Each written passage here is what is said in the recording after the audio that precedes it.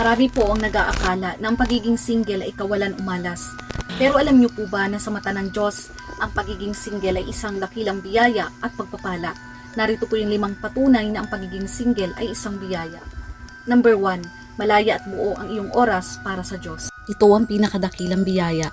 Kapag wala kang pamilyang inaalagaan o kailangang pagtuunan ng pansin, buo at walang hati ang iyong oras at puso para sa Panginoon, mas madali mong maibibigay ang sarili mo sa paglilingkod, pagdarasal at pag-aaral ng kanyang salita nang walang sagabal o pag-aalala sa iba. 1 Corinto 7 verse 32-33. Gusto ko sanang maging malaya kayo sa mga alalahanin sa mundong ito. Kung ang isang lalaki ay walang asawa, ang pinagkakaabalahan niya ay ang mga gawain ng Panginoon at kung paano siya magiging kalugod-lugod sa kanya. Ngunit ang lalaking may asawa ay abala sa mga bagay dito sa mundo, kung paano niya mapapaligaya ang kanyang asawa. Ito po ay mula kay Apostol Pablo para sa mga mananampalataya sa lungsod ng Corinto, kung saan ipinapaliwanag niya ang pagkakaiba ng kalagayan ng walang asawa at may asawa pagdating sa paglilingkod sa Diyos. Number 2, walang kahati ang iyong puso at pansin. Ang pagmamahal at atensyon mo ay hindi nahahati sa dalawa. Wala kang ibang inaalala kundi ang iyong sariling kaluluwa at ang gawain ng Diyos. Hindi ka nahahati ng damdamin o responsibilidad, kaya mas nakakapag-focus ka ng lubusan sa kung ano ang banal at espiritual. 1 Corinto 7 verse 35. Sinasabi ko lamang ito para sa inyong kabutihan. Hindi ko kayo pinagbabawalang mag-asawa. Gusto ko lamang hanggat maaari ay maging maayos at walang hadlang ang inyong paglilingkod sa Panginoon.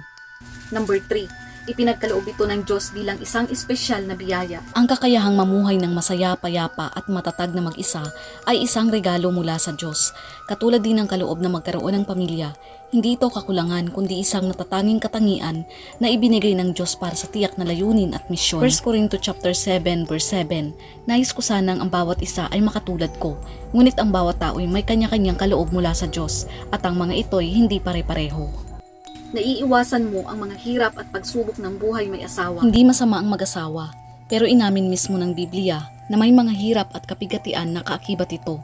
Bilang single, ligtas ka sa mga away, hindi pagkakaunawaan, alitan at mabibigat na problema na dala ng buhay pamilya, habang ang pagiging single ay panahon ng kapayapaan at kalayaan na dapat pasalamatan. 1 Corinto chapter 7 verse 28. Ngunit kung mag-aasawa ka man, hindi ka nagkakasala. Ngunit ang mga ganyan ay magkakaroon ng kapigatian sa buhay na ito at ibig ko sana'y iligtas kayo doon.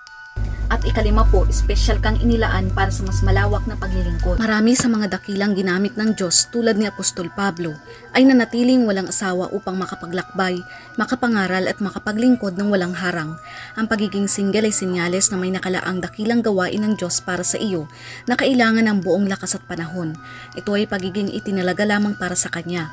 Sabi nga sa Mateo chapter 19 verse 11-13, sumagot si Jesus, hindi lahat ay kayang tumanggap ng aral na ito, kundi sila lamang na pinagkalooban ng Diyos, sapagkat may iba't ibang dahilan kung bakit may mga lalaking hindi makapangasawa. Ang ilan ay isinilang na may ganitong kapansanan, ang iba na may dahil sa kagagawa ng ibang tao. Meron namang hindi nag-aasawa alang-alang sa kaharian ng langit. Hayaang tanggapin ang aral na ito nang may kakayahang tumanggap nito.